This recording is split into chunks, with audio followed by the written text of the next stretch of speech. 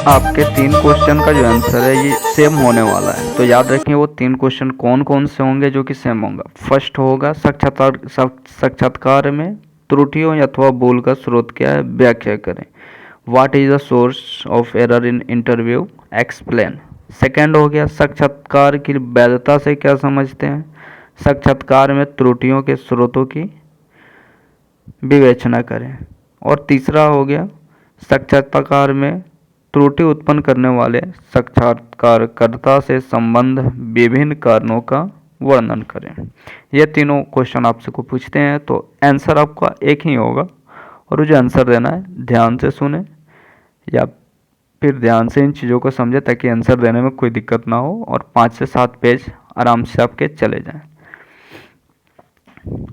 साक्षात्कार की अनियंत्रित परिस्थिति अथवा आत्मगतता प्राय विश्वसनीयता तथा वैधता की समस्याएं उत्पन्न कर देती है, अतः साक्षात्कार को वैध कैसे बनाया जाए यह एक गंभीर समस्या बन जाती है।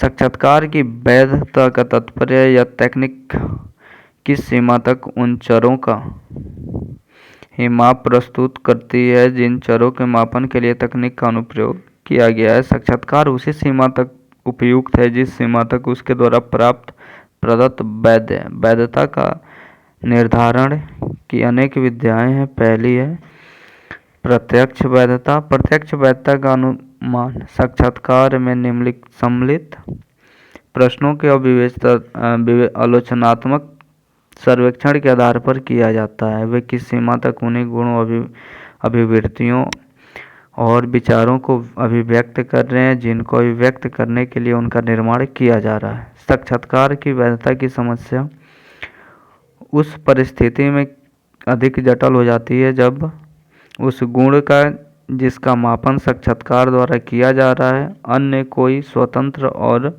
वस्तुनिष्ठ मापन का साधन नहीं होता। साक्षात्कार की उपयुक्तता को प्रभावित करने वाला तीसरा प्रमुख कारण साक्षात्कार की विश्वसनीयता है। साक्षात्कार द्वारा मापन की उपयुक्तता को प्रभावित करने वाले इन तत्वों के बीच सीधा संबंध नहीं है वरन यह संबंध जटिल है। उदाहरण के लिए साक्षात्कार प्रक्रिया सूक्ष्म, सुनिश्चित और विश्वसनीय हो सकती है किंतु वैध नहीं। उस परिस्थिति में साक्षात्कार की प्रक्रिया में सुनिश्चितता में कमी करके वैधता को बढ़ाया जा सकता है। इसी संदर्भ में मीरा को मार्कविस्की ने साक्षात्कार को वैध बनाने के लिए एक विधि का सुझाव दिया है जिसे वह डिस्कर्निंग कहती हैं। उनके अनुसार साक्षात्कारता का अधिक महत्वपूर्ण मुद्दों के संबंध में अधिक विस्तृत प्रश्न पूछना है। इन विस्तृत प्रश्नों की प्रकृति पूर्व प्राप्त सूचनाओं पर नियंत्रण रखने का कार्य करती है। दूसरा है वह मान्य सामाजिक मूल्यों जो आदतवश साक्षी द्वारा अपना लिए गए हों, कोई परिवर्तन या नए प्रत्ययों के बीच सहसंबंध ज्ञात करता है। ऐसे नए प्रत्ययों द्वारा ही विशेष के प्रतिक्रियाएं उमड़ उठती हैं। तीसरा हो सकता है वह साक्षी के कथनों की जांच उन तथ्यों से करता है जो उसे अन्य सूत्रों से प्राप्त होते हैं। साक्षी के कथनों की स्थिरता को भी वह अनेक विधियों से देखता है। रोएथ, रिजर्वन एवं डिक्सन ने साक्षात्कार और साक्षी पर उसके प्रभाव का अध्ययन किया और उन्होंने जो सुझाव दिए उन सुझावों में पहला है साक्षात्कारता को साक्षात्कार में घटक द्वारा कहे गए कथन कि केवल बाह्य पक्ष पर ही ध्यान नहीं देना चाहिए वरन छिपे हुए आंतरिक पक्ष को भी समझने की चेष्टा करनी चाहिए। दूसरा है साक्षात्कारता को हर कथन को सत्य काल्पनिक नहीं समझ लेना चाहिए वरन उसे समझना चाहिए कुछ सही भी होते हैं, कुछ अर्धसत्य होते हैं और बहुत से कथन संवेदनात्मक प्रतिक्रिया से आच्छादित होते हैं। तीसरा हो गया साक्षात्कार में कहे गए हर कथन को एक ही मनोवैज्ञानिक स्तर पर समझने की चेष्टा नहीं करना चाहिए वरन मनोवैज्ञानिक संबंध में विभिन्न स्तरों पर उसे समझना चाहिए। साक्षात्कारता को उस स्तर पर दृष्टि रखनी चाहिए जिस पर साक्षी ऊब की अवस्था संतुष्ट करने के लिए प्रयास अथवा सत्य की खोज करने के लिए कथन करता है। अब साक्षात्कार में त्रुटियां क्या हो सकती है? एरर्स इन इंटरव्यू, या फिर साक्षात्कार में भूल के स्रोत, source of error in interview. मैंने कहा था 3 प्रश्नों के उत्तर आपको एक ही जगह पे मिलने वाले हैं, तो खुश हो जाइए। और ये जो होगा, साक्षात्कार एक वार्तालाप की स्थिति है, इसलिए भेंटकर्ता अथवा प्रत्यार्थी के बीच वार्तालाप में आसानी, पर्याप्तता को निर्धारित करने वाले तत्व इस बात की मुख्य कसौटी होनी चाहिए कि इस्तेमाल किए गए प्रश्न संचार की प्रक्रिया में सहायक हैं या बाधक।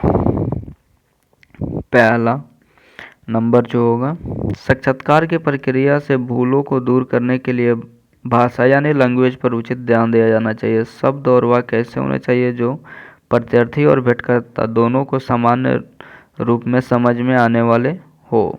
दूसरा है, प्रश्न बनाने वाले को उस शब्दावली का प्रयोग करने में काफ़ी समझदारी बरतनी चाहिए जिससे उस प्रकार के प्रत्यार्थियों की भागीदारी हो सकती है जो अनुसंधान प्रदत्त स्रोत बनने वाले हैं।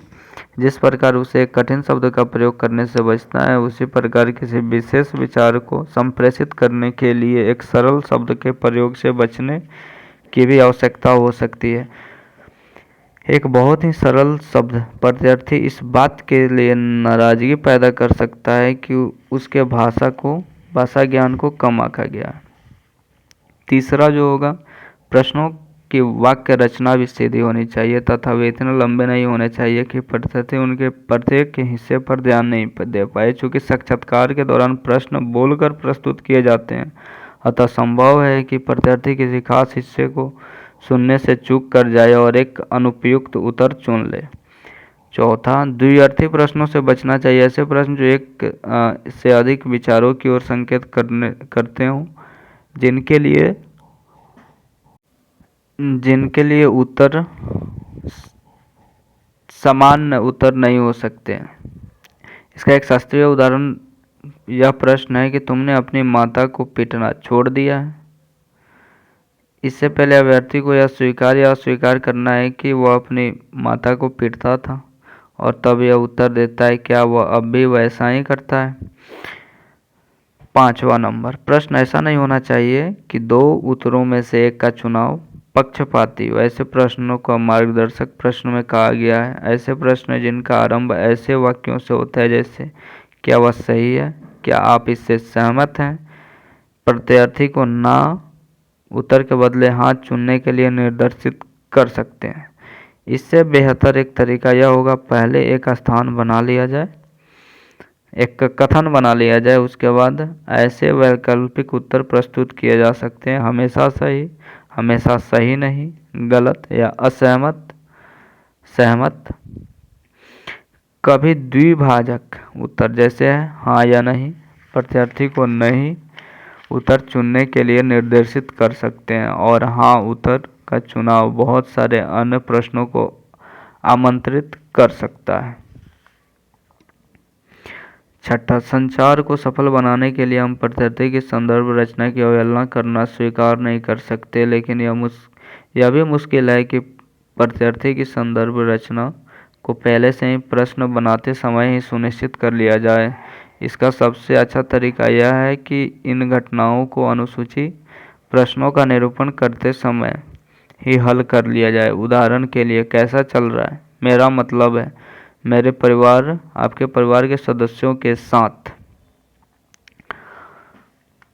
साक्षात्कार विधि 2 स्रोतों के कारण कम विश्वसनीय हो जाती है। सामान्यतः साक्षात्कारकर्ता विभिन्न प्रकार की भूलों, मतों, विश्वासों से साक्षात्कार के समय प्रभावित होते रहते हैं। साक्षात्कार विधि की वैधता को कम करने वाले स्रोत निम्न हैं।